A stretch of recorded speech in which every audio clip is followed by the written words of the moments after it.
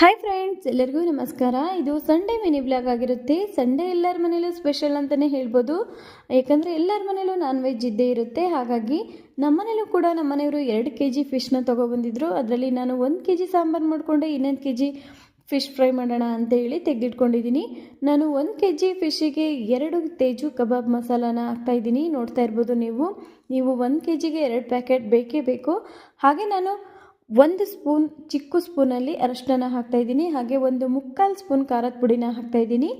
ಹಾಗೆ ಖಾರದ ಪುಡಿ, ಅರಶಿನ, ತೇಜು ಮಸಾಲ ಇಷ್ಟು ಹಾಕಿದ್ದಾದಮೇಲೆ ನಾನು 2 ನಿಂಬೆಹಣ್ಣು ಹಿಂಡ್ತಾಯಿದ್ದೀನಿ. ಏಕೆಂದರೆ 1 kgಗೆ ನೀವು 2 ನಿಂಬೆಹಣ್ಣು ಹಾಕಲೇಬೇಕು. ಏಕೆಂದರೆ ಉಪ್ಪು, ಹುಳಿ, ಖಾರ 3 ಕೂಡ ಸಮಾನವಾಗಿದ್ದರೆ ತುಂಬಾ ರುಚಿಯಾಗಿರುತ್ತೆ ಮೀನು ಫ್ರೈ ಅಂತಲೇ ಹೇಳ್ಬೋದು. ಹಾಗೆ ನಾನು ಲಾಸ್ಟಲ್ಲಿ ಉಪ್ಪನ್ನ ಹಾಕಿ ನೀಟಾಗಿ ಎಲ್ಲ ಮಿಕ್ಸ್ ಮಾಡ್ಕೋತಾ ಇದ್ದೀನಿ. ನೀರು ಹಾಕ್ತಲೇ ಮೊದಲಿಗೆ ನೀವು ಎಲ್ಲ ಮಿಕ್ಸ್ ಮಾಡ್ಕೊಂಡು ಲಾಸ್ಟಲ್ಲೇ ನೀವು ನೀರು ಹಾಕಿ ಮಿಕ್ಸ್ ಮಾಡ್ಕೋಬೇಕು. ಆಗ ಎಲ್ಲ ಅದಕ್ಕೆ ನೀಟಾಗಿ ಮಿಕ್ಸ್ ಆಗುತ್ತೆ. ಈಗ ನಾನು ಸ್ವಲ್ಪನೇ ನೀರು ಹಾಕೊಂಡು ಪೇಸ್ಟ್ ರೀತಿ ತಯಾರಿಸ್ತಾ ಇದ್ದೀನಿ. ನೋಡ್ತಾ ಇರ್ಬೋದು ಯಾವ ರೀತಿ ನಾನು ಕಲಿಸಿದ್ದೀನಿ ಅಂತ. ಹಾಗೆ ನಾನು ನೀಟಾಗೆಲ್ಲ ಕಲಸಿದ್ದಾದಮೇಲೆ ಒಂದೊಂದೇ ಫಿಶ್ ತೊಗೊಂಡು ನೀಟಾಗಿ ಅದನ್ನೆಲ್ಲ ಹಚ್ತಾ ಬನ್ನಿ. ಹಚ್ಬಿಟ್ಟು ನೀವು ಸಪ್ರೇಟಾಗಿ ಒಂದು ಪ್ಲೇಟಿಗೆ ಇಡಬೇಕು.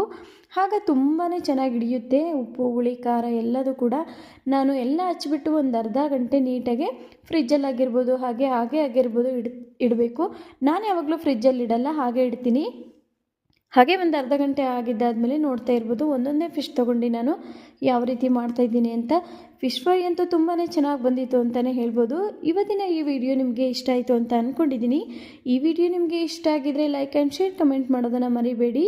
ಈ ವಿಡಿಯೋನ ಇಲ್ಲಿಗೆ ಎಂಡ್ ಮಾಡ್ತಾಯಿದ್ದೀನಿ. Thank you.